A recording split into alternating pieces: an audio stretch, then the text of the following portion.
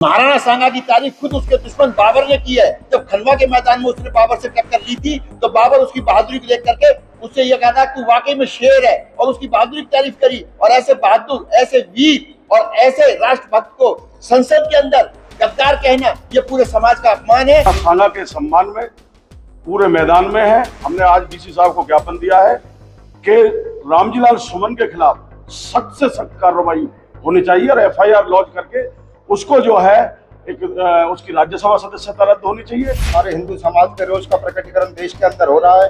रामजीलाल सुमन के घर पर भी हुआ है और हम सब लोगों की यह मांग है सरकार से कि ऐसी कुत्सित मानसिकता के व्यक्ति को तुरंत मुकदमा दर्ज करके जेलों के अंदर डाला जाना चाहिए। दिल्ली संसद में आगरा के सांसद रामजीलाल द्वारा राणा सागर पर की गई टिप्पणी को लेकर विवाद बढ़ता जा रहा है। आज पलवल में राजपूत समाज और हिंदू संगठनों ने जिला उपायुक्त को राष्ट्रपति के नाम ज्ञापन देकर सांसद रामजीलाल की सदस्यता रद्द करने की मांग की। करनी सेना के नेता संजय राणा ने चेतावनी दी कि यदि पुलिस ने सांसद के खिलाफ केस दर्ज नहीं किया तो वो अदालत का दरवाजा खटखटाएंगे, क्योंकि सुमन के बयान से उनकी भावनाओं को ठेस पहुंची है। हिंदू संगठनों ने सांसद के बयान की घोर निंदा की और कहा कि अगर कार्रवाई नहीं हुई तो वे सड़कों पर उतर सकते हैं और अदालत में केस दर्ज करने की मांग करेंगे। विज्ञापन दिया है, क्या मामला है? आज हमने जो ज्ञापन दिया है ना, अभी कुछ रोज पूर्व सपा के सांसद रामजीलाल सुमन ने हमारे एक अप्रतिम योद्धा के खिलाफ ऐसी अपमानजनक टिप्पणी की है जिसमें उसको गद्दार बताया गया है, जबकि राणा सांगा के बारे में पूरा इतिहास और इतिहासकार सब लिखते आए हैं कि उस जैसा योद्धा कोई नहीं हुआ।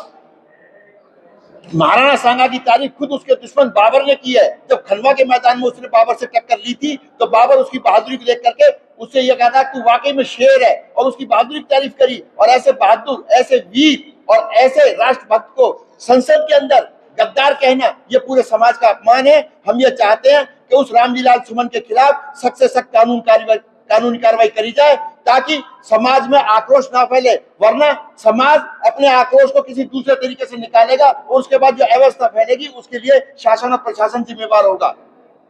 क्या ज्ञापन दिया है?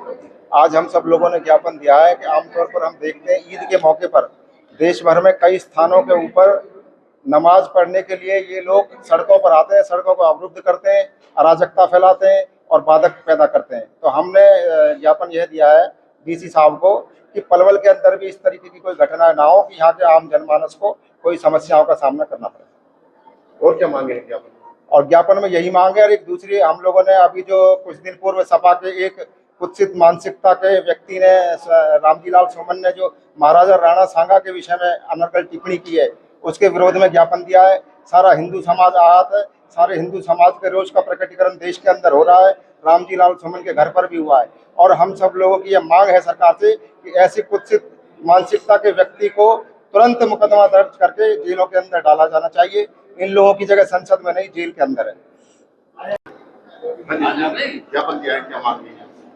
ज्ञापन जो हमने दिया है हमारे पूजनीय, हमारे सम्माननीय और जिन्होंने इस देश के लिए उस वक्त में जो है लड़ाइयाँ लड़ी जब इस देश के अंदर आक्रांताओं का जो है बोलबाला हुआ करता था। ये लड़ाई जो है ना किसी जात की है, ना पात की है, ना धर्म की है। ये लड़ाई अगर है विचार की लड़ाई है, विचारों की लड़ाई है। जो रामजीलाल सुमन है उसने राज्यसभा के अंदर महाराणा सांगा के विरोध में जिनको गद्दार कहकर के संबोधित किया, अगर वहां जो भी लोग बैठे हुए थे, मैं तो उनसे पूछना चाहता हूं आपके चैनल के माध्यम से कि अगर रामजीलाल सुमन जो है जब ये गद्दार पूरी कौम को नहीं कह रहा था, वो हमारे हिंदू समाज को, सनातन धर्म को गद्दार कह रहा था। और जहां तक बाबर की बात है, महाराणा सांगा ने बाबर को नहीं बुलाया था।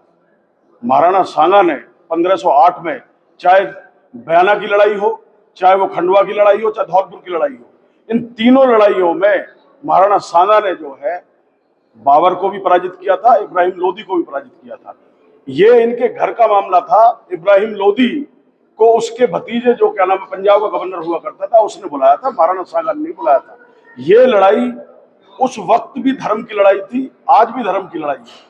और अपने सनातन धर्म को बचाने के लिए तमाम हिंदू समाज, तमाम हमारा इलाका, पूरे इलाके में इस बात को लेकर रोष है। हम महाराणा सांगा के सम्मान में पूरे मैदान में है। हमने आज डीसी साहब को ज्ञापन दिया है कि रामजीलाल सुमन के खिलाफ सख्त से सख्त कार्रवाई होनी चाहिए और एफआईआर लॉन्च करके उसको जो है एक उसकी राज्यसभा सदस्यता रद्द होनी चाहिए।